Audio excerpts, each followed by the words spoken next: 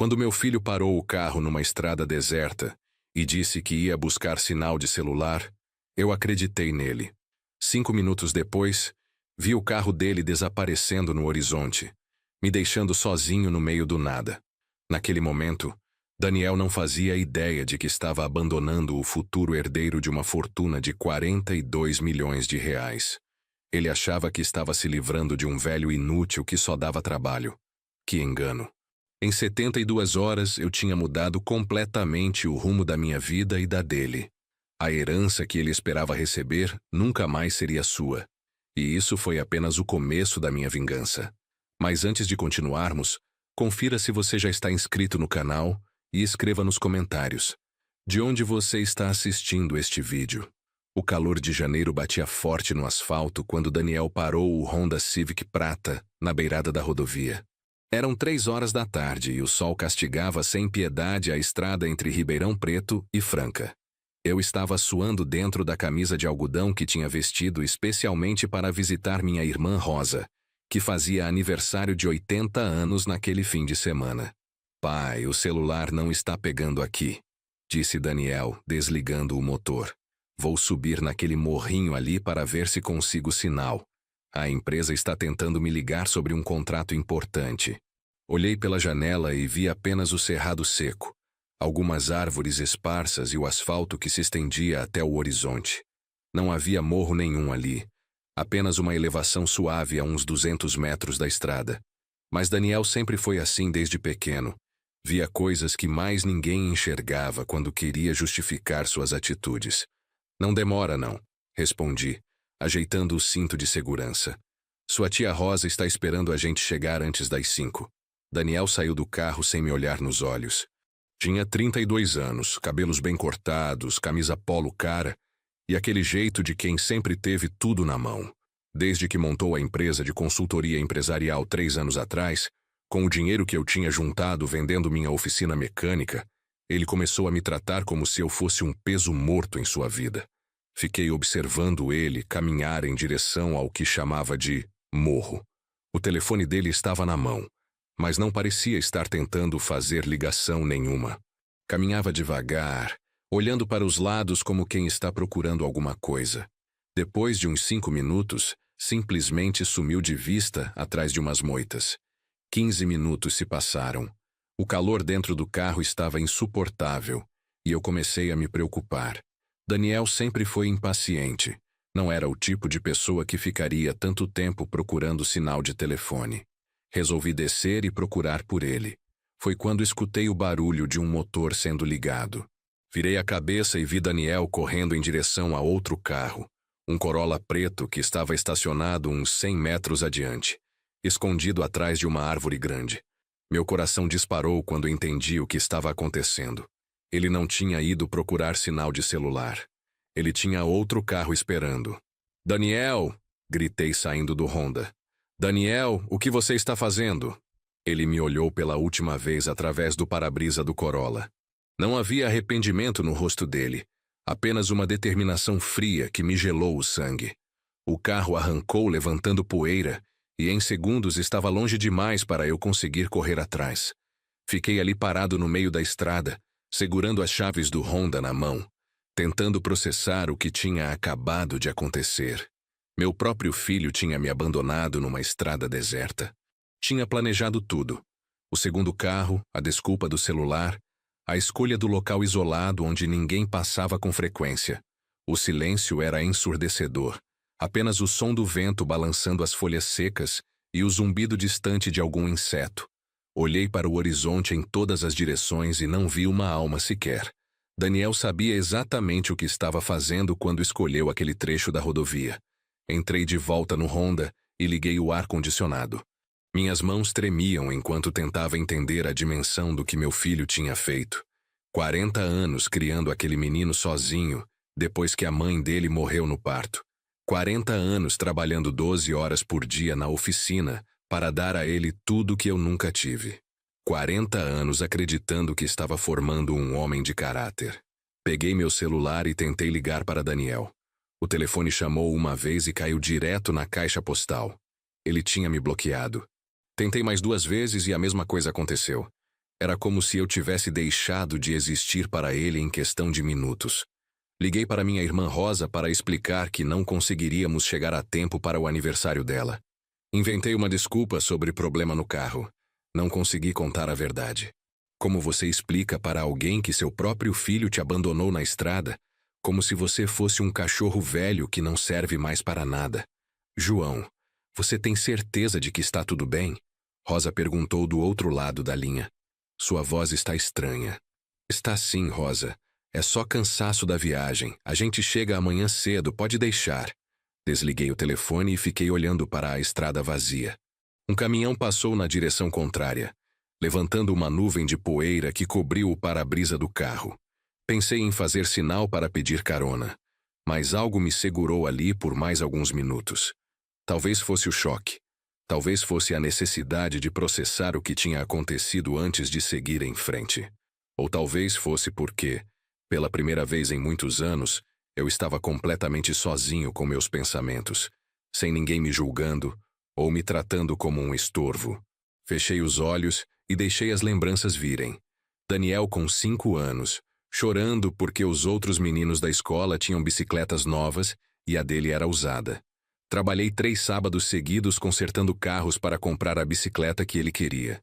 Daniel com 12 anos, envergonhado de levar marmita para a escola porque os amigos compravam lanche na cantina.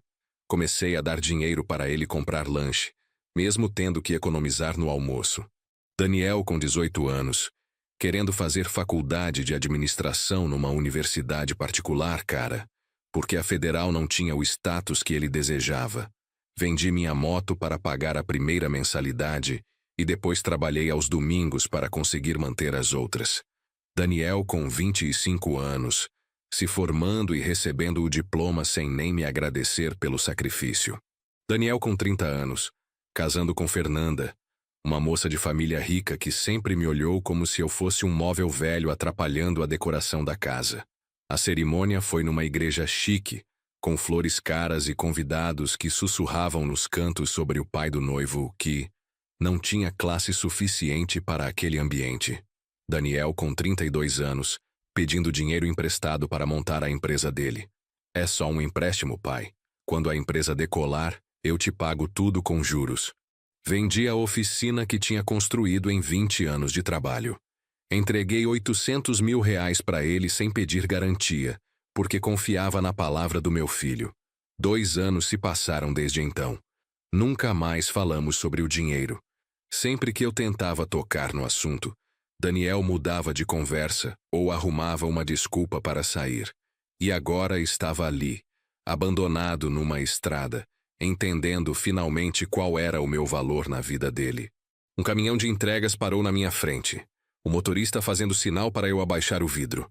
Era um homem de uns 50 anos, cabelos grisalhos, rosto queimado de sol e um sorriso genuíno que há muito tempo eu não via direcionado para mim. Tudo bem aí, seu João? Vi o senhor parado aqui há um tempão. Precisa de ajuda? Como o senhor sabe meu nome? Perguntei surpreso. Reconheci o senhor da oficina ali da Vila Industrial. Já levei meu caminhão lá algumas vezes. Sou o Ademir. Trabalho com transporte de móveis. O senhor não está me reconhecendo porque sempre me atendia o Daniel. A menção do nome do meu filho foi como uma facada. Ah, sim, lembro do senhor. Está acontecendo uma coisa estranha aqui, seu Ademir. Meu filho saiu para procurar sinal de celular e desapareceu. Faz quase 1 hora. Ademir franziu o sobrolho e olhou ao redor. Sinal de celular? Seu João, essa estrada aqui tem sinal normal. Olha aqui, ó. Ele mostrou o celular dele que marcava 3 barras de sinal. E outra coisa. Vi um Corolla preto saindo daqui há uns 40 minutos. Achei estranho porque estava em alta velocidade. Meu estômago embrulhou. Confirmar o que eu já sabia não tornou a situação menos dolorosa. Seu Ademir, o senhor pode me dar uma carona até Franca? Vou deixar esse carro aqui e pego um ônibus de volta para casa amanhã. Claro que posso, seu João. Mas o senhor tem certeza? Não quer que eu ajude a procurar seu Daniel? Não precisa mais procurar, respondi, pegando minha pequena mala do banco de trás. Acho que já encontrei tudo o que precisava saber. Durante o trajeto até Franca, Ademir tentou puxar conversa para me distrair, mas eu estava perdido em pensamentos. 40 anos criando Daniel. 40 anos acreditando que estava construindo um relacionamento de pai e filho baseado no amor e respeito mútuo. Como eu pude me enganar tanto? Seu João, posso falar uma coisa sem o senhor se ofender? Ademir quebrou o silêncio quando estávamos chegando na cidade. Pode falar, seu Ademir. Sempre que eu ia na oficina do senhor, percebia que o Daniel não tratava o senhor muito bem. Falava com o senhor como se fosse empregado, sabe? Me incomodava, mas não era da minha conta. As palavras dele confirmaram algo que eu sempre senti, mas nunca quis admitir. O senhor não está falando nada demais. Eu também percebia, mas sempre arrumava uma desculpa na minha cabeça. Achava que era estresse do trabalho, pressão da vida moderna, essas coisas. Meu pai sempre dizia uma coisa que nunca esqueci. Filho criado sem limites vira adulto sem caráter. Não estou julgando o senhor, porque sei que criou o menino sozinho, e isso não é fácil. Mas às vezes dar tudo para um filho é a mesma coisa que não dar nada. Chegamos ao centro de Franca no meio da tarde. Ademir insistiu em me levar até a casa da minha irmã Rosa, mesmo eu dizendo que podia pegar um táxi. Não custa nada, seu João. E, sinceramente, não quero deixar o senhor sozinho depois do que aconteceu hoje. A generosidade daquele homem que mal me conhecia contrastava brutalmente com o que meu próprio filho tinha feito comigo. Quando descemos na frente da casa da Rosa, Ademir pegou um papel e anotou o telefone dele. Se precisar de alguma coisa, seu João, pode me ligar. E se quiser conversar sobre essa história também. Às vezes desabafar com alguém de fora da família ajuda a ver as coisas de outro ângulo. Rosa abriu a porta antes mesmo de eu bater. Aos 80 anos, minha irmã continuava com aquela intuição apurada que sempre teve. Um olhar nela e já sabia que algo estava errado comigo. João, cadê o Daniel? E por que você está com essa cara? Entrei na casa dela e senti o cheiro familiar de bolo de fubá e café fresco. A mesma casa simples onde tínhamos crescido, com móveis antigos, mas bem cuidados, fotos de família nas paredes e aquele ambiente acolhedor que só quem realmente se importa com você consegue criar. Rosa, preciso te contar uma coisa, mas não quero estragar seu aniversário. João da Silva, você vai me contar agora o que aconteceu ou vou ter que arrancar de você na marra? Minha irmã sempre foi assim, direta e protetiva. 3 anos mais nova que eu, mas sempre me tratou como se fosse o irmão mais novo. Sentamos na cozinha dela e eu contei tudo. O abandono na estrada, o segundo carro, a frieza no olhar do Daniel. Tudo. Rosa me escutou em silêncio, de vez em quando balançando a cabeça com uma expressão que misturava tristeza e raiva. Quando terminei, ela levantou e foi até o fogão, colocou água para ferver e ficou alguns minutos de costas para mim. João, você lembra quando o Daniel estava com 16 anos e furou o pneu da bicicleta de propósito para você ter que ir buscar ele na escola de carro? Lembro. Ele disse que estava com vergonha de andar de bicicleta. E você comprou um carro usado no outro dia para ele não passar mais vergonha. Era o que qualquer pai faria. Rosa se virou para mim com os olhos marejados. Não, João. Qualquer pai teria mandado ele consertar o pneu e pedalar até em casa. Você sempre deu tudo para aquele menino sem ele precisar merecer nada. Rosa serviu o café e se sentou na frente. João, tem uma coisa que nunca te contei porque não queria magoar você. No casamento do Daniel, escutei uma conversa entre ele e a Fernanda no jardim da igreja. Meu peito apertou. O que eles falaram? Ela perguntou quando vocês iam mudar seu pai para uma casa de repouso. Disse que não aguentava mais ter você por perto, que você não sabia se comportar no meio social deles. E o que o Daniel respondeu? Que estava esperando você vender a oficina para ter dinheiro suficiente para pagar uma casa de repouso boa. Que depois disso, vocês não precisariam mais se preocupar com você. As palavras da Rosa me atingiram como um soco no estômago. Daniel não tinha pedido o dinheiro da oficina para montar a empresa. Ele queria o dinheiro para se livrar de mim de forma confortável, sem sentir culpa. Por que você nunca me contou isso? Porque vi que você estava feliz, achando que estava ajudando seu filho a crescer na vida. Não tive coragem de destruir essa ilusão. Fiquei em silêncio por alguns minutos, processando a informação. Tudo fazia sentido agora. A pressa para eu vender a oficina, as promessas de pagamento que nunca vieram, o distanciamento gradual e, finalmente, o abandono na estrada. Daniel estava executando um plano de 2 anos para se livrar de mim. Rosa, você acha que eu fui um pai ruim? Você foi um pai que amou demais, João. E, infelizmente, alguns filhos interpretam amor excessivo como fraqueza. Minha irmã pegou minha mão através da mesa. Mas você sabe que aqui nesta casa você sempre tem um lugar, né? Você sabe que eu e os meus filhos te consideramos família de verdade? Era verdade. Meus 2 sobrinhos, Carlos e Roberto, sempre me trataram com carinho e respeito. Ligavam para saber como eu estava. Vinham me visitar. Me convidavam para os churrascos da família. Eles tinham 35 e 37 anos. Eram casados e tinham filhos. E sempre me incluíram como avô honorário das crianças. Naquela noite, deitado no quarto de hóspedes da Rosa, não consegui dormir. Ficava olhando para o teto, repensando 40 anos da minha vida. Será que tinha sido tudo em vão? Será que eu realmente tinha criado um monstro? Lembrei de uma conversa que tive com meu amigo Antônio há uns 5 anos. Ele era 10 anos mais velho que eu, e sempre foi como um pai depois que o meu morreu. Antônio tinha construído um império no ramo de transportes, começando com um caminhão velho e terminando com uma frota de 200 veículos. João, ele tinha me dito numa tarde em que estávamos pescando no lago da fazenda dele. Você sabe qual é a diferença entre criar um filho e criar um empregado? Não sei, Antônio. Quando você cria um empregado, ele trabalha para você enquanto você pagar. Quando você cria um filho de verdade, ele trabalha com você mesmo quando não há dinheiro envolvido.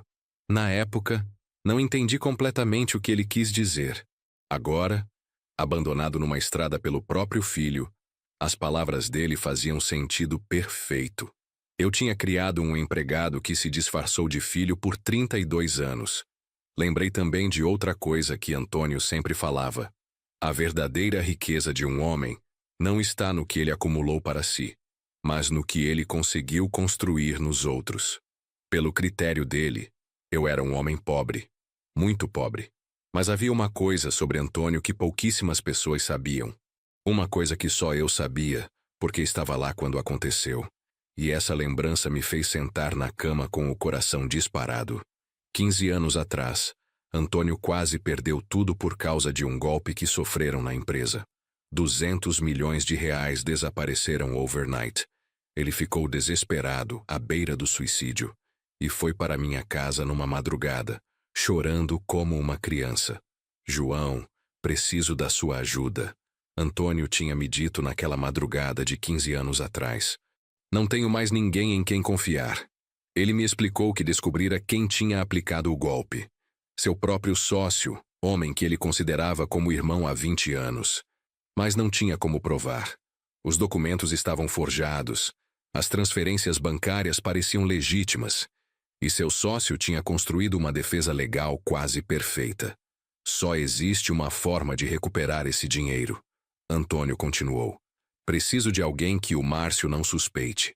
Alguém simples que ele não veja como ameaça. Preciso que você se aproxime dele e descubra onde ele escondeu o dinheiro. A ideia parecia insana. Eu era um mecânico simples, sem estudo superior, sem conhecimento de alta finança. Como eu ia conseguir enganar um homem que tinha roubado 200 milhões de reais de forma tão sofisticada? Antônio, eu não entendo nada dessas coisas. Como posso ajudar? Justamente por isso, João. O Márcio nunca vai suspeitar de você. Você pode chegar perto dele fingindo que quer abrir uma pequena empresa de frete, pedindo conselhos. Homens como ele adoram se sentir superiores. Ele vai querer te impressionar. Passou 3 meses me preparando. Me ensinou sobre investimentos, sobre mercado financeiro, sobre como fazer as perguntas certas sem parecer suspeito. E a estratégia funcionou perfeitamente. Márcio se apaixonou pela ideia de ter um protegido simples para quem ele podia mostrar sua inteligência superior. Começou a me contar detalhes sobre seus investimentos, sobre como havia multiplicado o dinheiro da empresa. Até que, numa tarde em que estava especialmente embriagado, me mostrou os documentos que comprovavam o roubo. Fotografei tudo com uma câmera escondida. Antônio recuperou os 200 milhões e ainda processou Márcio por mais 100 milhões em danos morais. Márcio foi preso e morreu na cadeia 2 anos depois. Depois que ajudei Antônio a recuperar o dinheiro roubado, nossa amizade se transformou em algo parecido com uma relação de pai e filho. Ele não tinha filhos, nunca se casou, e sempre dizia que eu era a família que ele tinha escolhido. João, o que você fez por mim não tem preço. Você salvou mais que minha empresa, salvou minha vida. Durante os anos seguintes, Antônio tentou de todas as formas me compensar. Ofereceu dinheiro, ofereceu sociedade na empresa, ofereceu casa nova. Eu sempre recusei tudo. Não havia feito aquilo por interesse. Havia feito porque um amigo estava precisando de ajuda. Um dia você vai aceitar minha gratidão, ele sempre dizia. Mesmo que seja depois que eu morrer. Pensei que eram apenas palavras carinhosas de um homem agradecido. Até que, há 2 anos, recebi uma ligação do advogado dele. Senhor João, preciso falar com o senhor urgentemente. É sobre o senhor Antônio. Antônio havia morrido de infarto durante o sono. E tinha deixado uma carta para mim junto com o testamento. João, meu irmão de coração, se você está lendo esta carta, significa que finalmente consegui te dar um presente que você não pode recusar. 50% de tudo que construí agora é seu. Use como quiser, doe para quem quiser, mas aceite como prova da minha gratidão eterna. E uma última coisa, observe bem como as pessoas ao seu redor reagem quando souberem disso. Dinheiro não muda as pessoas, apenas revela quem elas realmente são. 50% do patrimônio do Antônio significava 42 milhões de reais. 42 milhões que estavam parados numa conta bancária há 2 anos, enquanto eu fingia ser um aposentado simples vivendo da pensão. Nunca contei para ninguém sobre a herança. Nem para Rosa, nem para Daniel, nem para ninguém. Queria ter certeza absoluta de quem realmente se importava comigo, antes de revelar qualquer coisa. Agora, deitado na cama da casa da Rosa, entendi que o teste havia terminado. Daniel tinha mostrado exatamente quem era quando me abandonou naquela estrada. E Rosa, assim como seus filhos, tinham mostrado quem eram durante todos esses anos de convivência sincera. Lembrei das palavras finais da carta do Antônio. Dinheiro não muda as pessoas, apenas revela quem elas realmente são. Daniel sempre foi interesseiro, egoísta e cruel. Eu só não queria enxergar porque era meu filho. Tinha inventado desculpas para o comportamento dele durante anos, quando a verdade estava bem na minha frente. Rosa e seus filhos, por outro lado, sempre me trataram bem sem saber que eu tinha dinheiro. Me incluíam na família, se preocupavam comigo, me respeitavam. Eles tinham passado no teste sem nem saber que estavam sendo testados. Levantei da cama e fui até a sala, onde tinha deixado meu celular. 3 horas da manhã. Procurei nos contatos o número do doutor Henrique, o advogado que cuidava dos assuntos da herança. Mandei uma mensagem. Doutor Henrique, preciso marcar uma reunião urgente para segunda-feira. Vou fazer alterações no testamento e ativar os recursos. João Silva. A resposta veio em menos de 5 minutos. Claro, senhor João. Segunda às 9 da manhã no escritório. Posso adiantar algo por mensagem? Sim. Quero transferir tudo para meu sobrinho Carlos Silva e incluir provisões para que minha irmã Rosa e o Roberto também sejam beneficiados.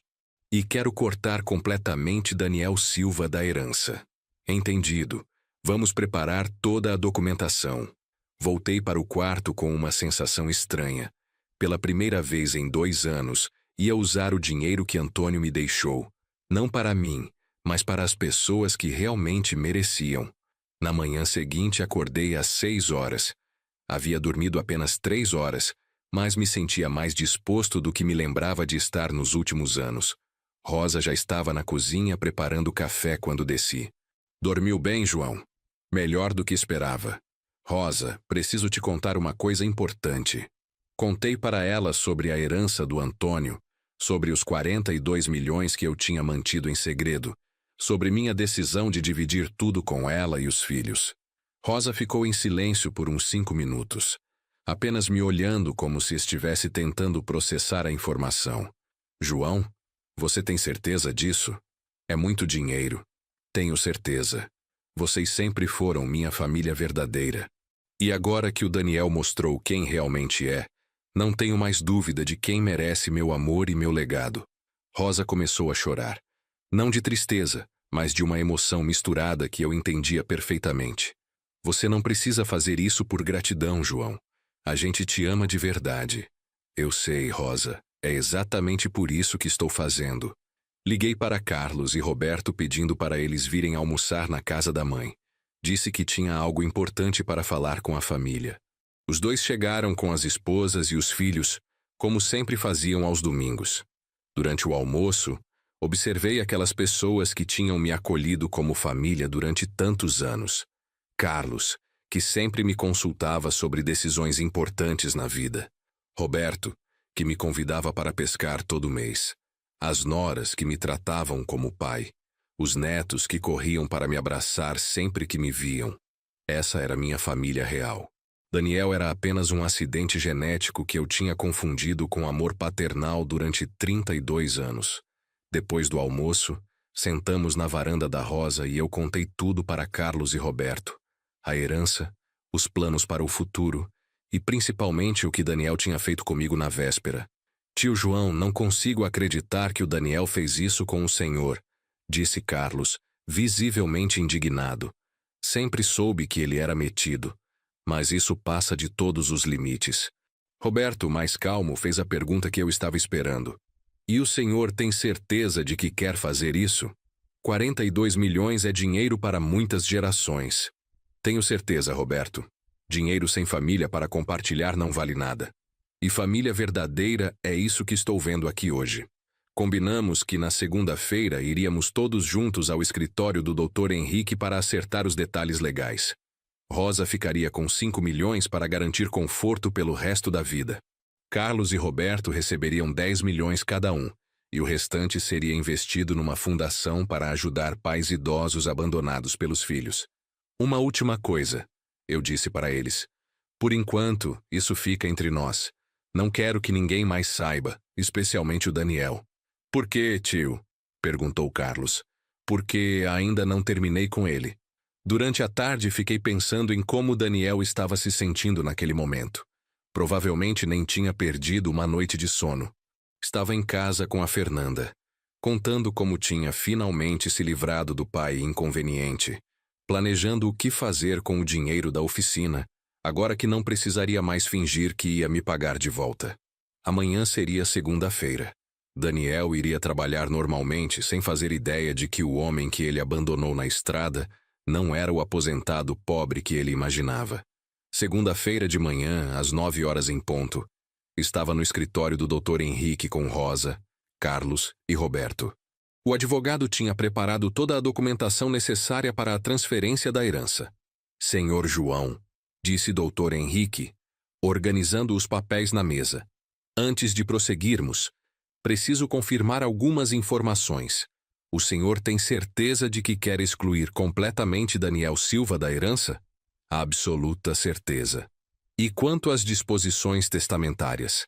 Quer incluir alguma cláusula específica caso ele tente contestar? Pensei por um momento. Doutor, quero que seja incluída uma cláusula dizendo que se Daniel tentar contestar o testamento, ele receberá apenas R$ 1 simbólico, junto com uma carta explicando exatamente por que foi excluído. Rosa pegou minha mão. João, você tem certeza disso? Rosa, ele me abandonou numa estrada deserta. Mostrou que não me considera nem gente. Por que eu deveria considerá-lo família? Dr. Henrique terminou de fazer as anotações. Muito bem. Vamos precisar de mais alguns dias para finalizar toda a documentação. Mas posso adiantar que a partir de hoje os recursos já estão liberados para uso. O senhor quer ativar alguma coisa imediatamente? Quero sim. Primeiro, quero comprar uma casa nova para mim aqui em Franca, perto da Rosa. Segundo, quero que o senhor contrate um investigador particular para descobrir tudo sobre a situação financeira atual do Daniel. Posso perguntar o motivo da investigação? Quero saber exatamente quanto ele deve, quais são as vulnerabilidades dele. Se ele achou que poderia me descartar como lixo, vai descobrir que não conhece o pai que criou. Carlos e Roberto se entreolharam. Conheciam meu temperamento calmo. Nunca tinham me visto com essa determinação fria. Tio, disse Carlos cuidadosamente, o senhor não acha que seria melhor só seguir em frente? Esquecer o Daniel e ser feliz com a gente? Carlos, durante 40 anos eu engoli desaforos e desrespeitos porque achava que era isso que um pai deveria fazer. Agora descobri que existe uma diferença entre perdoar e ser capacho. Vou seguir em frente sim, mas primeiro vou ensinar para o Daniel uma lição sobre consequências. 3 dias depois, doutor, Henrique me ligou com o relatório do investigador particular. As informações eram ainda mais interessantes do que eu esperava. Senhor João, seu filho está numa situação financeira bem complicada. A empresa dele tem dívidas de mais de R$ 1.200.000. Ele pegou empréstimos em bancos diferentes usando como garantia bens que não tem. Como assim, doutor? Ele declarou que possuía 50% da oficina mecânica como patrimônio familiar. Mas pelo que consta aqui, o senhor vendeu a oficina integralmente há 2 anos. Daniel tinha mentido para os bancos. Usou uma propriedade que não existia mais como garantia para empréstimos fraudulentos. E tem mais, continuou o advogado. A casa onde ele mora também está hipotecada em 3 bancos diferentes. Ele deve cerca de R$ 800.000 só em financiamento imobiliário. Quer dizer que ele está devendo mais de 2 milhões? Isso mesmo. Pelos cálculos do investigador, ele tem no máximo 60 dias antes dos bancos começarem a executar as dívidas. Agora entendi a urgência do Daniel em se livrar de mim. Ele não estava apenas sendo cruel por maldade. Estava desesperado. Provavelmente estava planejando fugir do país e deixar as dívidas para trás.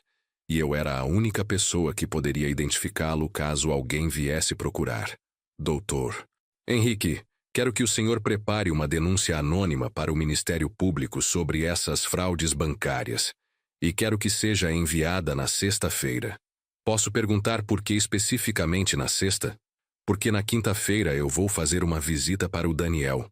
Quero ver o rosto dele quando descobrir quem realmente abandonou na estrada. Passei os dias seguintes organizando minha nova vida. Comprei uma casa linda a 2 quadras da Rosa, mobiliada completamente, com um jardim onde poderia plantar os tomates que sempre quis ter. Abri contas em bancos diferentes. Investi parte do dinheiro em aplicações seguras. Separei uma quantia para viajar pelo Brasil inteiro. Pela primeira vez em anos, estava fazendo planos pensando apenas no meu bem-estar. Quinta-feira chegou mais rápido do que esperava. Acordei cedo. Me vesti com um terno novo que tinha comprado especialmente para a ocasião. Não era ostentação. Era respeito próprio. Queria que Daniel visse que o homem que ele abandonou não era a pessoa frágil que ele imaginava. Às 10 horas da manhã, estava estacionando na frente da empresa de consultoria do Daniel. Um prédio comercial modesto no centro de Ribeirão Preto. Nada muito impressionante. A recepcionista me recebeu com um sorriso profissional. Bom dia. O senhor tem agendamento? Não tenho. Mas diga para o Daniel que seu pai está aqui para conversar sobre negócios. A moça franziu o sobrolho, mas fez a ligação. Pude escutar a voz do Daniel do outro lado. Primeiro surpresa, depois irritada. Manda ele entrar, ele disse finalmente. O escritório do Daniel era menor do que eu esperava. Mesa de reunião simples, computador antigo, pilhas de papéis que pareciam contas em atraso. Ele estava visivelmente nervoso quando entrei. Pai, o que o senhor está fazendo aqui? Como chegou até a cidade? Peguei um ônibus. Menti. Precisava conversar com você sobre o que aconteceu no sábado. Daniel evitou meu olhar. Pai, eu posso explicar. Aconteceu uma emergência na empresa, tive que sair correndo. Mandei um colega buscar o senhor. Mas quando ele chegou lá, o senhor já tinha ido embora. A mentira saiu da boca dele com uma naturalidade impressionante. 40 anos convivendo com esse homem, e eu nunca tinha percebido como ele mentia bem. Daniel, que colega era esse? Um rapaz novo da empresa. O senhor não conhece. E por que esse rapaz não me ligou para avisar que ia me buscar? Daniel começou a suar. O telefone dele estava sem bateria. Pai, foi tudo um mal-entendido. Sentei na cadeira em frente à mesa dele e o encarei em silêncio por alguns segundos. Daniel, vou te fazer uma pergunta e quero uma resposta honesta. Você me considera o que na sua vida? A pergunta pegou Daniel desprevenido. Ele ficou alguns segundos sem saber o que responder, o que já era uma resposta por si só.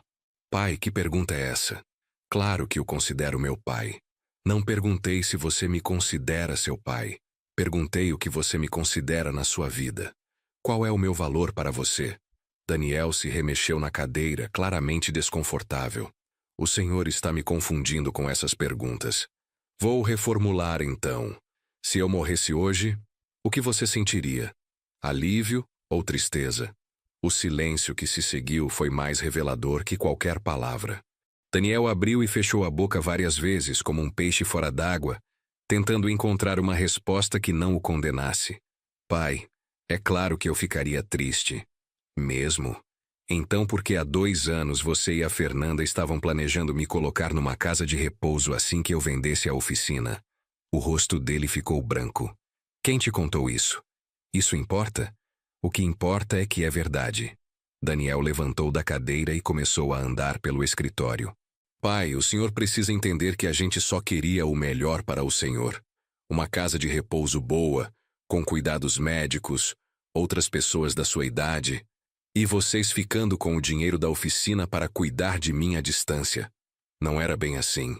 Era exatamente assim, Daniel. Vocês queriam se livrar de mim de forma que parecesse caridade. Ele parou de andar e me encarou com uma expressão que misturava desespero e raiva. E daí, pai? O senhor acha que é fácil carregar a responsabilidade de cuidar de um pai idoso? O senhor acha que eu não tenho minha própria vida, meus próprios problemas? Finalmente, eu disse, me levantando também. Finalmente você falou a verdade. Eu sou um peso na sua vida. Eu não disse isso. Disse sim, Daniel. E sabe de uma coisa? Eu entendo. Realmente deve ser difícil ter um pai que te ama incondicionalmente, que sacrificou 40 anos da própria vida para te dar tudo, que vendeu o trabalho de uma vida inteira para financiar seus sonhos. Daniel percebeu que tinha perdido a compostura e tentou voltar atrás. Pai, me desculpa. Não era isso que eu queria dizer. É que ando muito estressado com os problemas da empresa. Que problemas, Daniel? Problemas normais de qualquer empresa. Fluxo de caixa, clientes que atrasam pagamento, essas coisas. 2 milhões em dívidas fraudulentas é problema normal de fluxo de caixa? O sangue sumiu do rosto do Daniel. Ele se apoiou na mesa como se as pernas fossem falhar. Como o senhor sabe disso? Eu sei de muita coisa, Daniel. Sei que você usou a oficina que eu vendi como garantia para empréstimos em 3 bancos diferentes. Sei que você hipotecou a casa 3 vezes. Sei que você está há 60 dias de perder tudo que tem. Pai, eu posso explicar. Pode explicar como você ia fugir do país deixando essas dívidas para trás? Daniel desabou na cadeira, cobrindo o rosto com as mãos.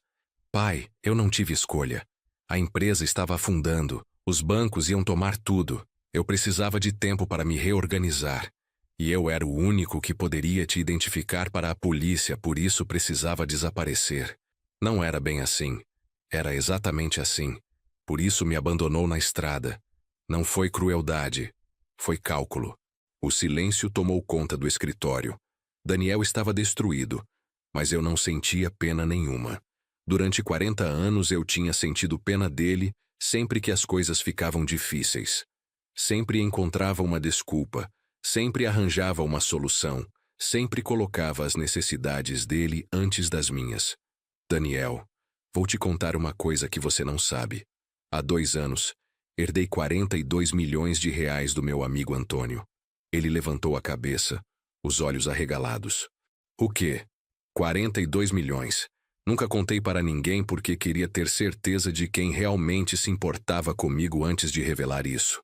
Pai, isso muda tudo. A gente pode quitar todas as dívidas, recomeçar. Eu prometo que... Daniel, interrompi. Você ainda não entendeu. O teste acabou e você foi reprovado. Reprovado? Pai, do que o senhor está falando? 42 milhões de reais, Daniel. Dinheiro suficiente para resolver todos os seus problemas e ainda sobrar para seus netos. E você perdeu tudo isso no momento que me abandonou naquela estrada. Daniel levantou da cadeira como se tivesse levado um choque elétrico. Pai, o senhor não pode fazer isso. Eu sou seu filho, seu único filho. E eu era seu pai, seu único pai. Isso não te impediu de me tratar como lixo. Pai, por favor, eu reconheço que errei, que fui um idiota, mas a gente pode consertar isso. 42 milhões. Pai, por favor. A transformação do Daniel foi impressionante. O homem frio e calculista que me abandonou na estrada tinha desaparecido. No lugar dele estava um homem desesperado, implorando, chorando, se humilhando. Daniel, você quer saber para quem eu vou deixar esses 42 milhões? Ele acenou com a cabeça desesperadamente. Para a Rosa e os filhos dela. Para pessoas que me trataram como família durante anos, sem saber que eu tinha dinheiro. Para pessoas que me incluíram nos almoços de domingo, nas festas de aniversário, nos churrascos, porque genuinamente gostavam da minha companhia. Pai, eu também gosto da sua companhia. Gosta? Quando foi a última vez que você me convidou para alguma coisa? Quando foi a última vez que você veio na minha casa só para conversar? Quando foi a última vez que você se preocupou em saber como eu estava? Daniel ficou em silêncio porque ambos sabíamos as respostas. Nunca, nunca, nunca. A única vez que você me procurava era quando precisava de dinheiro. E mesmo assim, sempre tratando como se fosse um favor que estava me fazendo ao aceitar minha ajuda. Pai, eu vou mudar. Juro por Deus que vou mudar. Daniel, você tem 32 anos. Se fosse para mudar, já teria mudado. Pessoas não mudam de caráter. Apenas revelam quem sempre foram quando a pressão aumenta. Daniel estava chorando agora, lágrimas de desespero correndo pelo rosto. Pai, o senhor não pode fazer isso comigo. Eu sou da sua família. Família se constrói com amor, respeito e convivência, não com DNA. Levantei da cadeira e caminhei até a porta. Daniel, vou te dar 24 horas para refletir sobre uma coisa. Se você conseguir me dizer quando foi a última vez que me tratou como pai e não como banco, talvez eu reconsidere. Pai, espera. 24 horas. Se até amanhã às 10 da manhã você não conseguir lembrar de um único momento nos últimos 5 anos em que me tratou com carinho desinteressado, considere nossa relação encerrada. Saí do escritório deixando Daniel aos prantos. Na recepção, a secretária me olhou preocupada. O senhor Daniel está bem? Está descobrindo o preço das escolhas que fez. Respondi, e saí para a rua. Voltei para Franca e passei a tarde na minha casa nova, organizando os livros que tinha comprado. Pela primeira vez em anos, consegui ler um livro inteiro sem ser interrompido por pedidos de ajuda, reclamações ou cobranças. Às 8 da noite, meu celular começou a tocar. Daniel. Deixei ir para a caixa postal. Tocou mais 17 vezes até eu desligar o telefone. Na manhã seguinte, às 9h55, Daniel estava na porta da minha casa nova. Tinha o rosto inchado de tanto chorar e roupas amarfanhadas, como se não tivesse dormido. Pai, posso entrar? Claro. Sentamos na sala de estar. Ele no sofá e eu na poltrona, como dois estranhos negociando um acordo comercial. Conseguiu lembrar? Perguntei. Daniel ficou em silêncio por alguns minutos, olhando para as próprias mãos. Não consegui, admitiu finalmente. Tentei a noite inteira, revirei todas as lembranças dos últimos anos, e não consegui lembrar de uma única vez que tratei o senhor bem sem estar precisando de alguma coisa. Era a primeira vez em anos que ele estava sendo completamente honesto comigo. Pai, posso falar uma coisa sem o senhor me interromper? Fiz sinal para ele continuar. Eu sempre soube que era um filho ruim. Sempre soube que o senhor merecia mais do que eu dava. Mas era mais fácil fingir que não via. Era mais cômodo continuar recebendo sem dar nada em troca. Daniel respirou fundo antes de continuar. Quando a mãe morreu no parto, o Senhor poderia ter me culpado. Poderia ter me abandonado numa casa de adoção. Mas não fez isso. Me criou sozinho, trabalhou como um condenado para me dar tudo. E mesmo assim eu cresci achando que o Senhor me devia alguma coisa. Que era obrigação sua me sustentar, me dar dinheiro, resolver meus problemas. Nunca parei para pensar no que eu podia dar em troca. Quando me casei, a Fernanda começou a reclamar da sua presença. Dizia que você era muito simples para o círculo social dela, que seus amigos faziam piadinhas sobre meu pai mecânico. E em vez de defender o Senhor, eu comecei a sentir vergonha. As palavras dele estavam sendo como punhaladas, mas eu precisava escutar tudo. A ideia da casa de repouso foi minha, não da Fernanda. Eu queria me livrar do Senhor de uma forma que não parecesse crueldade. Queria continuar sendo o filho bonzinho na cabeça das pessoas, mas sem ter que lidar com a responsabilidade de ter um pai. E sábado, quando abandonei o Senhor na estrada, não foi só por causa das dívidas. Foi porque finalmente tive coragem de fazer o que sempre quis, me livrar completamente do Senhor. Daniel estava chorando novamente, mas continuou falando. Pai, eu sou um monstro. Não mereço perdão, não mereço herança, não mereço nem ser chamado de seu filho. Mas queria que o Senhor soubesse que reconheço tudo isso. Fiquei olhando para Daniel por alguns minutos, sem dizer nada. Pela primeira vez na vida, ele estava sendo completamente honesto comigo. Não estava tentando se justificar, não estava inventando desculpas, não estava manipulando a situação a seu favor. Daniel, essa é a primeira vez que você me fala a verdade sobre o que pensa de mim. Eu sei, e sei que é tarde demais. Pode ser que sim, pode ser que não. Ele levantou o rosto, uma centelha de esperança nos olhos. Não vou voltar atrás na minha decisão sobre a herança. Rosa e os filhos dela merecem esse dinheiro mais do que você. Mas vou te fazer uma proposta. Que proposta? Vou te emprestar R$ 200.000 para você quitar as dívidas mais urgentes e não ir preso por fraude. Daniel me olhou confuso. Por que faria isso? Porque mesmo depois de tudo que você fez, ainda sou seu pai. E pais não deixam filhos na cadeia, mesmo quando eles merecem. Mas é empréstimo com condições. Primeiro, você vai procurar um psicólogo e fazer terapia durante pelo menos 2 anos. Segundo, vai se divorciar da Fernanda e recomeçar a vida longe dela. Terceiro, vai arranjar um emprego comum e me pagar de volta esses 200.000 aos poucos, mesmo que demore 10 anos. E quarto, se em 5 anos você conseguir me provar que mudou de verdade, que aprendeu a ser uma pessoa decente, eu vou repensar a questão da herança. Daniel ficou em silêncio por uns 5 minutos, processando a proposta. Pai, por que está fazendo isso? Depois de tudo que eu fiz? Porque descobri uma coisa, Daniel. Vingança não traz satisfação duradoura. Justiça sim. E justiça às vezes significa dar uma segunda chance para alguém aprender a ser melhor. Mas se você escorregar, se voltar a me tratar mal, se tentar me manipular ou mentir para mim, acabou definitivamente. Não haverá terceira chance. Daniel aceitou todas as condições sem pestanejar. Na tarde da sexta-feira, fomos juntos ao cartório para formalizar o empréstimo e as condições estabelecidas. Dr. Henrique preparou um contrato detalhado que deixava tudo muito claro. Daniel Silva se compromete a pagar R$ 200.000 em parcelas mensais de R$ 1.500 durante 12 anos, com juros de 2% ao ano. Em caso de inadimplência superior a 3 meses, o devedor será executado judicialmente. Além disso, o devedor se compromete a apresentar comprovantes de terapia psicológica mensalmente, comprovante de divórcio em até 6 meses e comprovantes de trabalho assalariado formal em até 3 meses. Daniel assinou tudo sem questionar uma única cláusula. Pai, como o senhor quer que eu prove que mudei daqui a 5 anos? Não sei ainda. Quando chegar lá, eu decido. Pode ser que eu peça para você cuidar de mim se eu ficar doente.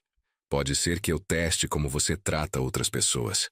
Pode ser qualquer coisa. Entendi. E Daniel, uma última coisa. A partir de hoje, você só pode me ligar uma vez por mês, no primeiro domingo de cada mês, para relatar como está cumprindo as condições do acordo. Fora isso, não quero contato. Por quê, pai? Porque preciso aprender a viver sem ser seu pai o tempo todo. E você precisa aprender a viver sem ter um pai para resolver seus problemas. Saímos do cartório às 5 da tarde de uma sexta-feira ensolarada.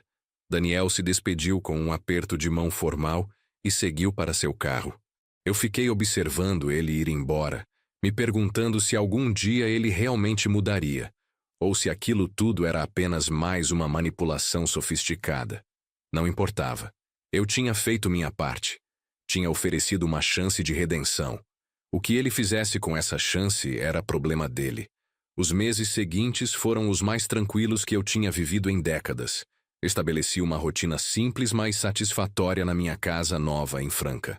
Acordava às 6 da manhã, tomava café lendo jornal, cuidava do meu jardim de tomates, almoçava na casa da Rosa 3 vezes por semana.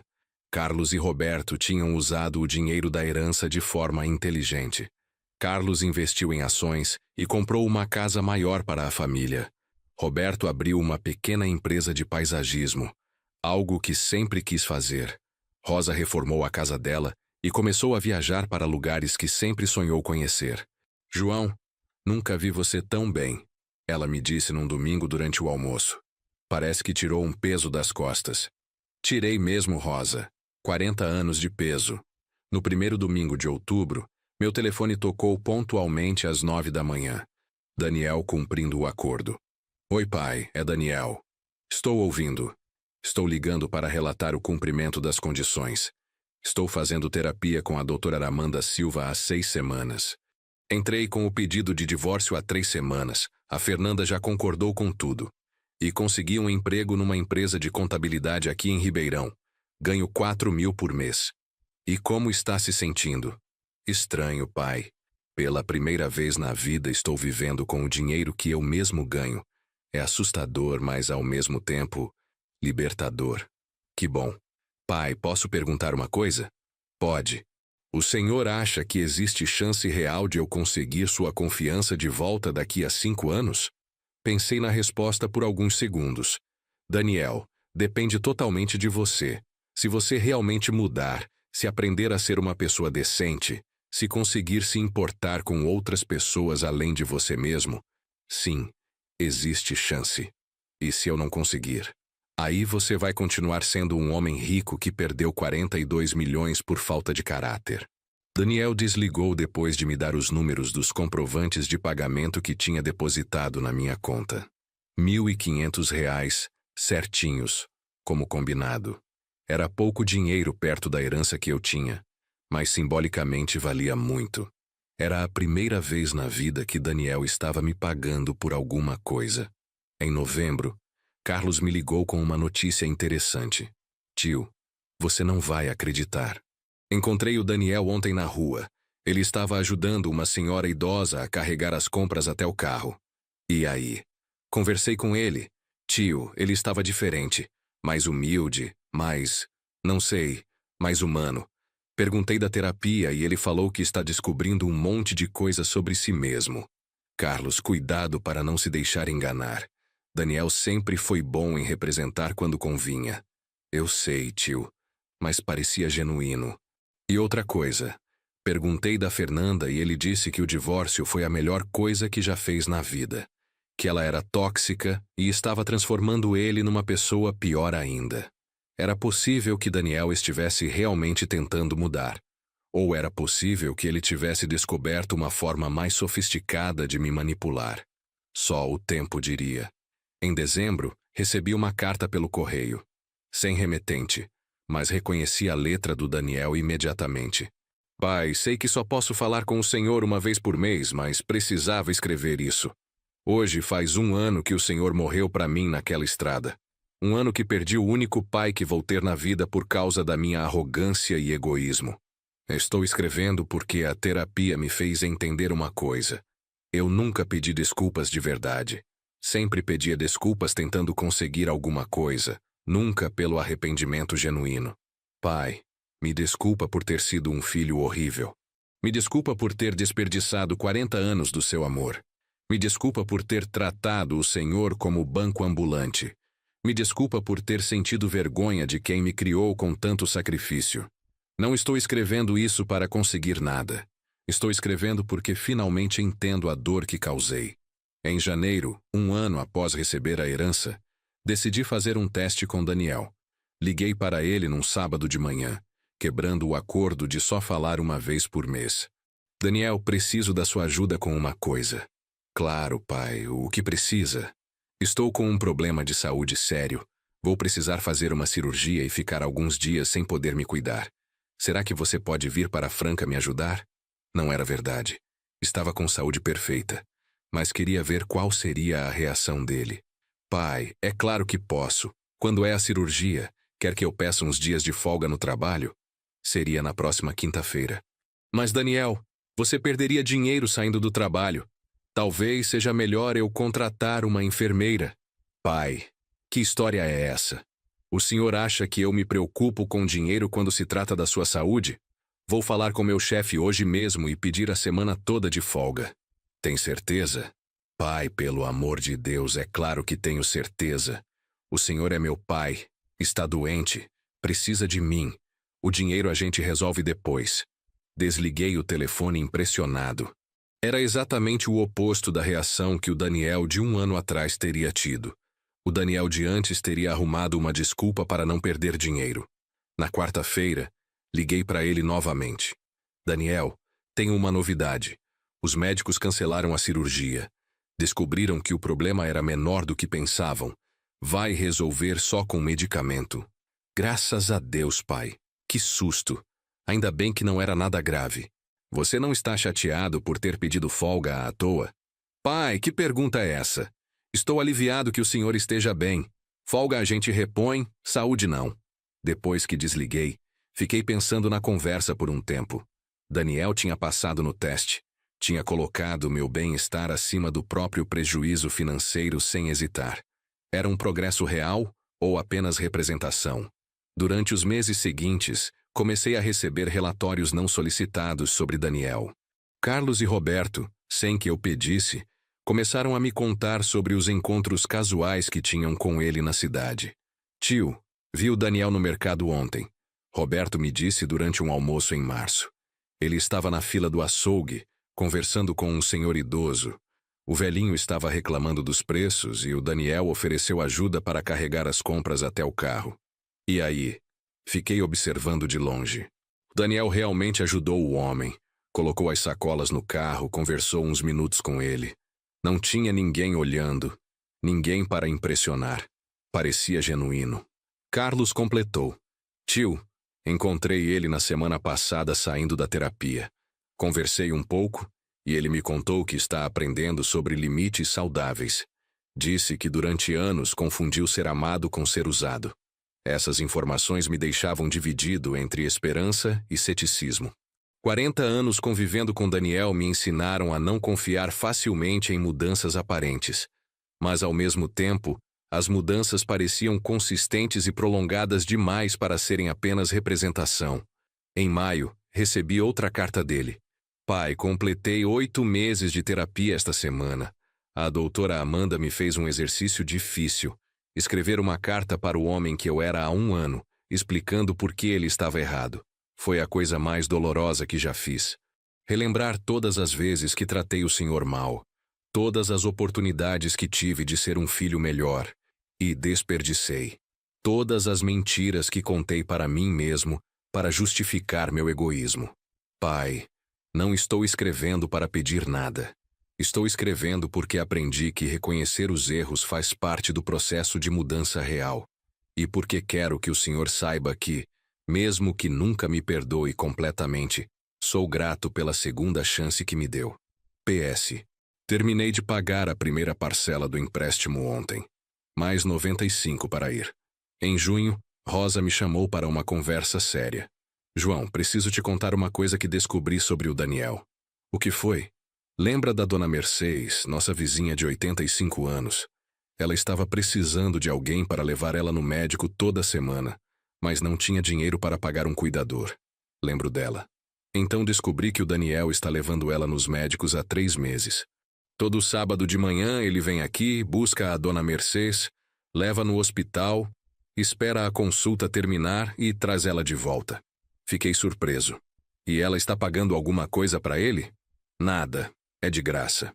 Perguntei para ela como conheceu o Daniel, e ela disse que ele bateu na porta oferecendo ajuda. Disse que soube que ela precisava de transporte e que podia ajudar aos sábados. E há quanto tempo isso está acontecendo? 3 meses, João. Toda semana sem falhar. E ontem descobri mais uma coisa. Ele também está fazendo compras para ela quando precisa. Essa informação me deixou confuso. Se Daniel estava tentando me impressionar, fazia sentido que fizesse isso onde eu pudesse ver ou saber. Mas ajudar a dona Mercedes em silêncio, sem ninguém saber, não servia para me manipular. Rosa, você acha que ele sabe que você descobriu? Tenho certeza que não. Só descobri por acaso quando vi ele saindo da casa dela com uma receita médica na mão. E a dona Mercedes, o que ela acha do Daniel? Fala que ele é um anjo, que apareceu na vida dela quando ela mais precisava. Diz que ele é educado, respeitoso, que nunca aceita nenhum café quando ela oferece. Fiquei pensativo. 3 meses ajudando uma senhora idosa sem ninguém saber, sem esperar reconhecimento, sem tentar usar isso para me impressionar. Era o tipo de atitude que o Daniel de antes jamais teria tido.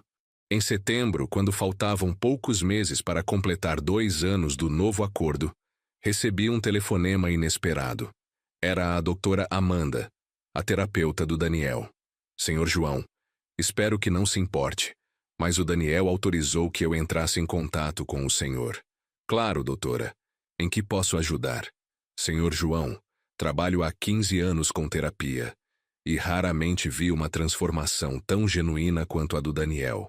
Ele começou o tratamento como um homem completamente narcisista, incapaz de empatia, e hoje é uma pessoa totalmente diferente. A senhora tem certeza disso? Senhor João, narcisistas verdadeiros não conseguem fingir empatia por tanto tempo. É impossível manter uma representação constante por mais de 1 ano. O Daniel, que conversa comigo toda semana há 20 meses, é um homem que realmente mudou. E qual é a sua opinião profissional sobre essa mudança? Ele fez o trabalho interno necessário. Enfrentou seus traumas, reconheceu seus padrões tóxicos, desenvolveu empatia real. Claro que sempre haverá o risco de recaída, mas acredito que a mudança é permanente. Doutora, posso perguntar uma coisa? O Daniel sabe que a senhora está me ligando? Sabe sim. Na verdade foi ideia dele.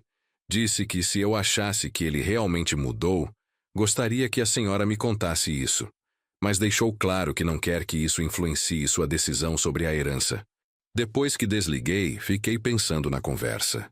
Daniel tinha pedido para a terapeuta me ligar, mas ao mesmo tempo, disse que não queria que isso influenciasse minha decisão.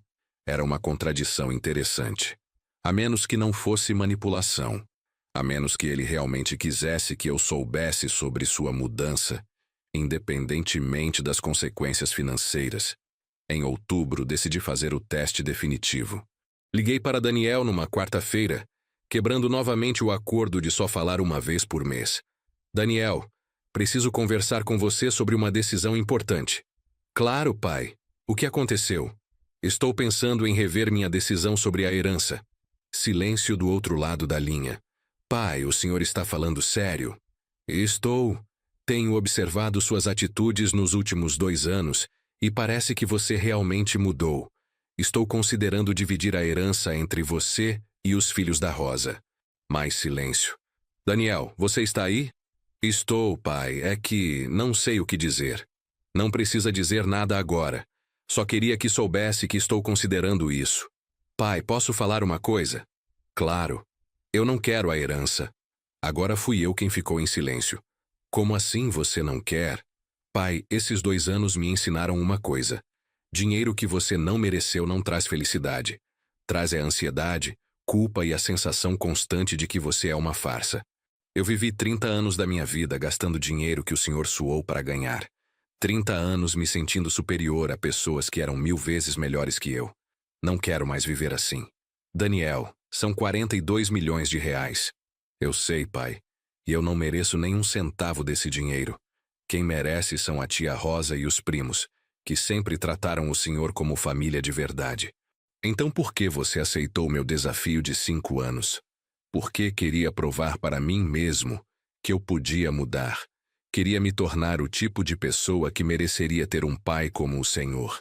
Não pelo dinheiro, mas pela minha própria dignidade. A resposta do Daniel me pegou completamente desprevenido. Em todos os cenários que havia imaginado, ele ficaria eufórico com a possibilidade de recuperar a herança. Jamais pensei que ele pudesse recusar. Daniel, você tem certeza do que está falando? São 42 milhões. Pai, tenho certeza absoluta. Sabe qual foi a melhor coisa que me aconteceu nesses 2 anos? Aprender a me sustentar com meu próprio trabalho. Ganhar 4.000 reais por mês e conseguir pagar minhas contas, incluindo a parcela que devo para o senhor. Pela primeira vez na vida, quando olho no espelho, vejo um homem que merece o que tem. É um sentimento que dinheiro não compra. Pai, posso pedir uma coisa? Pode. Mantenha a herança com a tia Rosa e os primos. Eles merecem mesmo. E se um dia o senhor quiser me dar alguma coisa, que seja algo que eu tenha merecido. E o que você acha que mereceria? O direito de ser seu filho de novo. Não o filho rico, não o herdeiro, apenas o filho. Alguém que o senhor sinta orgulho de apresentar para as pessoas. Fiquei em silêncio por alguns minutos, processando o que ele havia dito. Era a primeira vez em 3 décadas que Daniel colocava relacionamento acima de dinheiro. Daniel, posso perguntar uma coisa? Por que você está ajudando a dona Mercedes? Ele riu do outro lado da linha. A tia Rosa te contou? Contou. Pai, a dona Mercedes me lembra muito do senhor. Uma pessoa idosa, sozinha, que merece ser tratada com carinho e respeito. Toda vez que levo ela no médico, lembro de todas as vezes que deveria ter cuidado do senhor e não cuidei. É uma forma de tentar compensar. É uma forma de tentar ser a pessoa que deveria ter sido desde sempre. Depois da conversa com Daniel, passei uma semana inteira refletindo sobre tudo o que havia acontecido nos últimos 2 anos. A mudança dele parecia genuína, mas eu ainda tinha cicatrizes profundas do abandono na estrada. Decidi fazer uma reunião familiar. Rosa, Carlos, Roberto e suas famílias se reuniram na minha casa no domingo seguinte. Pessoal, preciso conversar com vocês sobre o Daniel. Contei sobre as conversas que tivemos, sobre o relato da terapeuta, sobre a recusa dele em aceitar a herança. Tio, disse Carlos, o senhor quer saber nossa opinião honesta? Quero. O Daniel realmente mudou. A gente convive com ele há 2 anos e a transformação é visível. Ele não é mais aquele homem arrogante e egoísta. Roberto concordou. Tio, ele está ajudando a dona Mercedes, está pagando as parcelas em dia, está trabalhando honestamente e, mais importante, está respeitando o acordo que fizeram. Não fica ligando, não fica insistindo, não tenta manipular. Rosa, sempre direta, fez a pergunta essencial. João, você consegue perdoar seu filho? Rosa, essa é a pergunta de $1 milhão, ou melhor, de 42 milhões. Não estou falando de dinheiro, João. Estou falando do seu coração. Você consegue olhar para o Daniel e ver um filho, em vez de ver o homem que te abandonou na estrada? Pensei na pergunta dela por alguns minutos. Não sei, Rosa. Algumas feridas são muito profundas. João, posso te dar um conselho de irmã mais nova? Pode. Perdão não é sobre esquecer o que aconteceu. É sobre escolher não deixar que o passado destrua o futuro. O Daniel que te abandonou naquela estrada morreu. O homem que existe hoje é diferente. E se ele estiver só fingindo, aí você vai ter feito sua parte.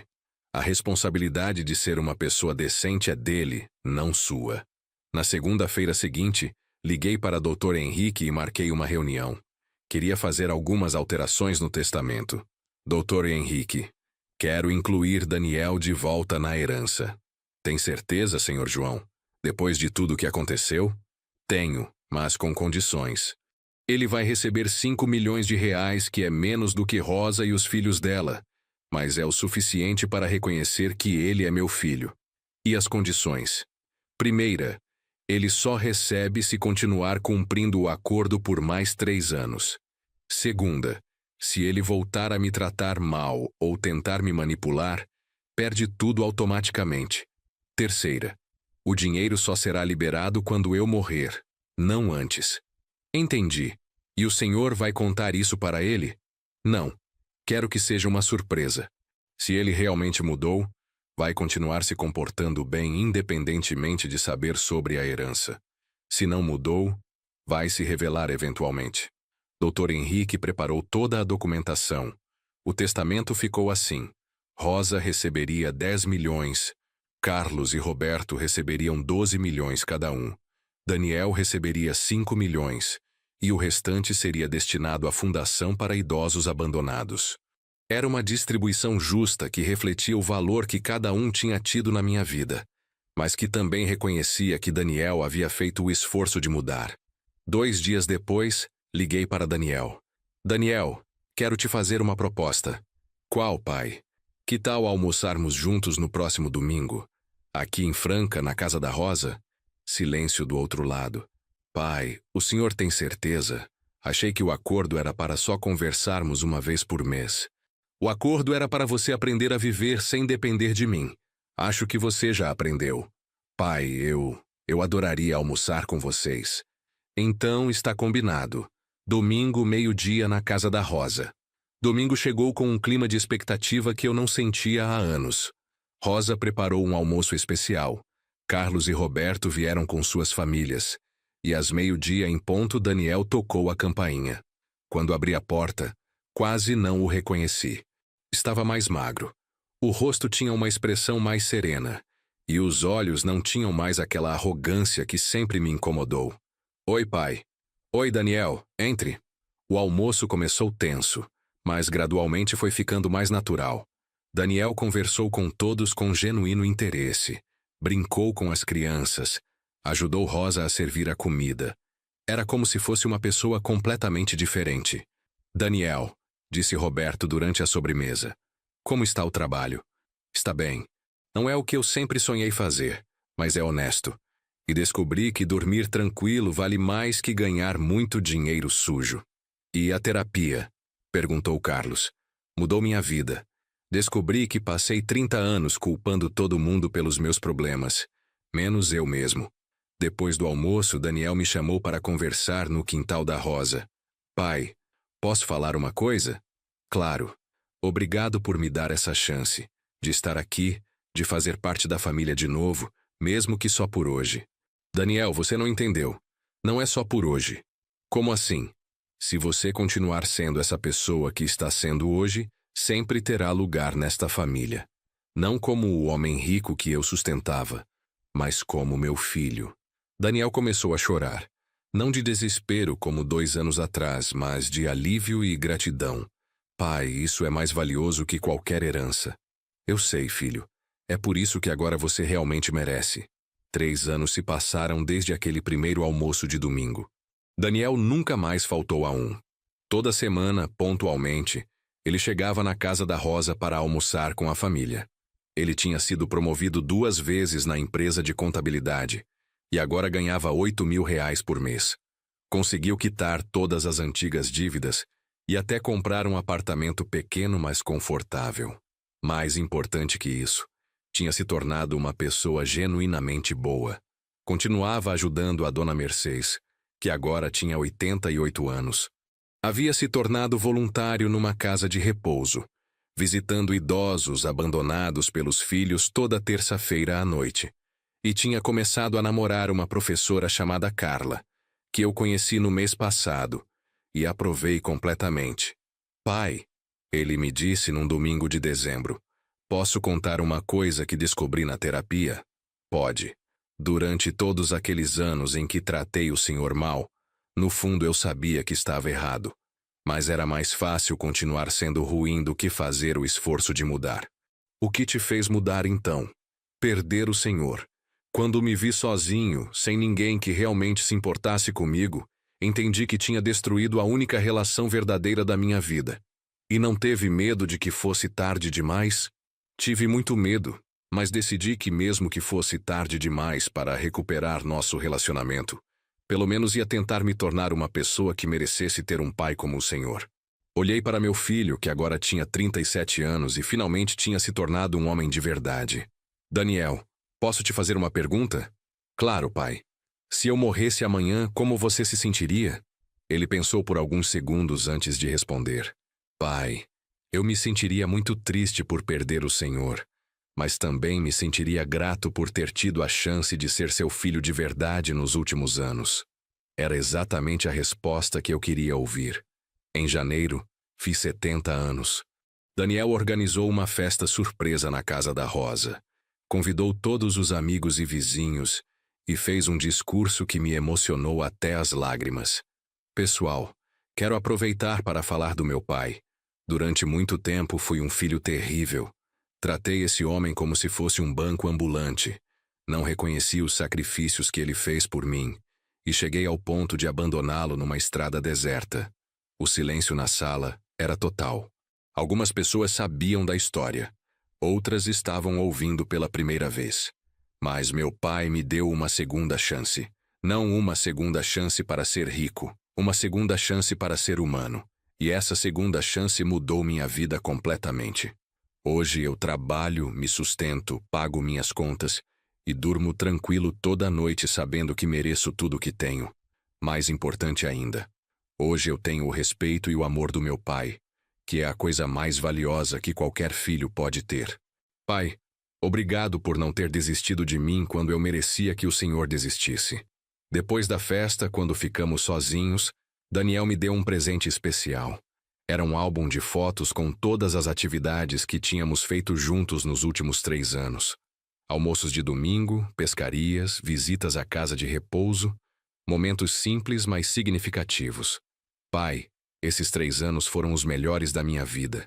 Pela primeira vez, sinto que realmente mereço fazer parte desta família. Daniel, você sempre fez parte desta família. Só levou um tempo para você entender o que isso significava. Naquela noite, antes de dormir, atualizei meu testamento pela última vez. Daniel agora receberia 10 milhões, a mesma quantia que Rosa. Ele havia provado que merecia ser tratado como filho verdadeiro. 6 meses depois, durante um de nossos almoços de domingo, Rosa fez uma observação interessante. João, você percebeu que nunca mais falamos sobre aquele dia na estrada? Era verdade.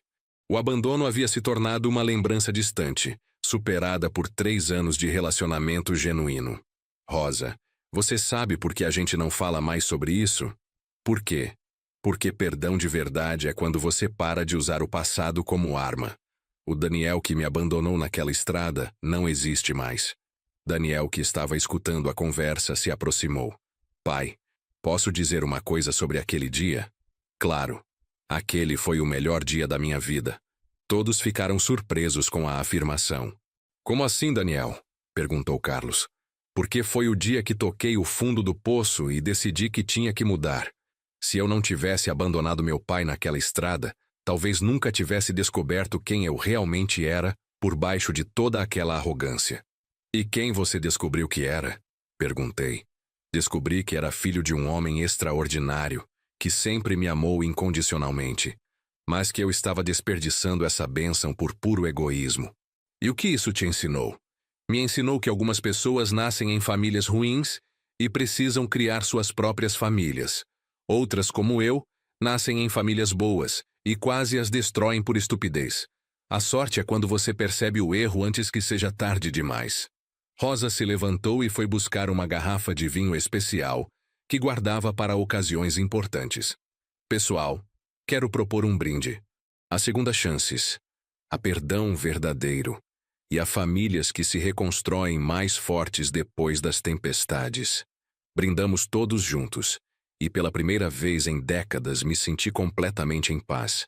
2 anos depois, Daniel me ligou numa segunda-feira de manhã com uma notícia que me encheu de orgulho. Pai, a Carla está grávida. Vamos ter um bebê. Daniel, que notícia maravilhosa. Vocês já sabem se é menino ou menina? Ainda não, pai. Mas independentemente do sexo, já decidimos uma coisa. Queremos que o Senhor seja o avô presente que esse bebê merece.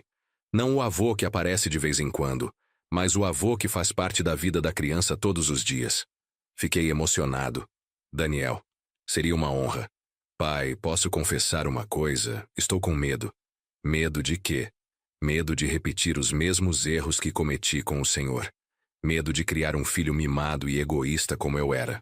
Daniel, você acha que eu também não tinha medo quando você nasceu? Todos os pais têm medo de errar. E como o Senhor lidou com esse medo? Tentando fazer o melhor que podia com o conhecimento que tinha na época. Cometi erros, muitos erros, mas sempre com a intenção de te dar o melhor. E se eu cometer os mesmos erros?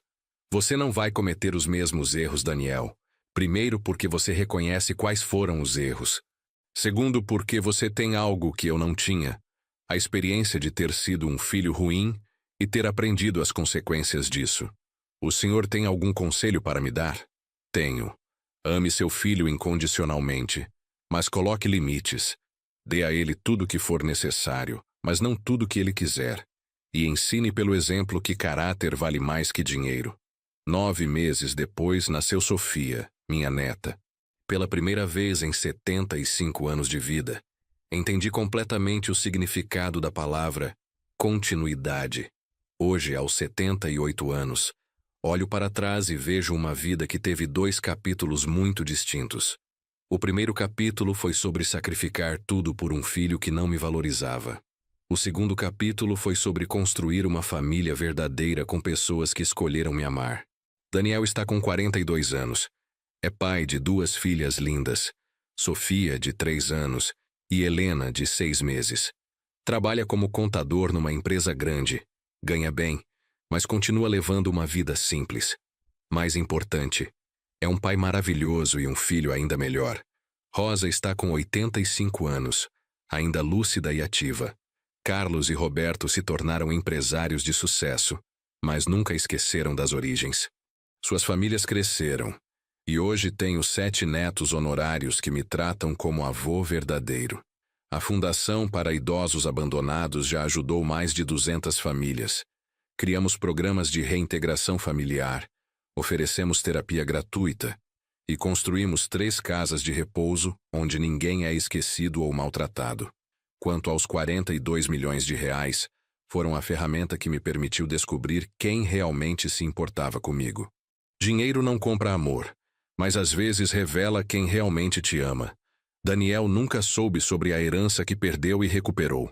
Continua achando que receberá apenas o suficiente para viver dignamente, e está feliz assim, porque aprendeu que a verdadeira riqueza não está no que você tem, mas no que você conquistou por mérito próprio.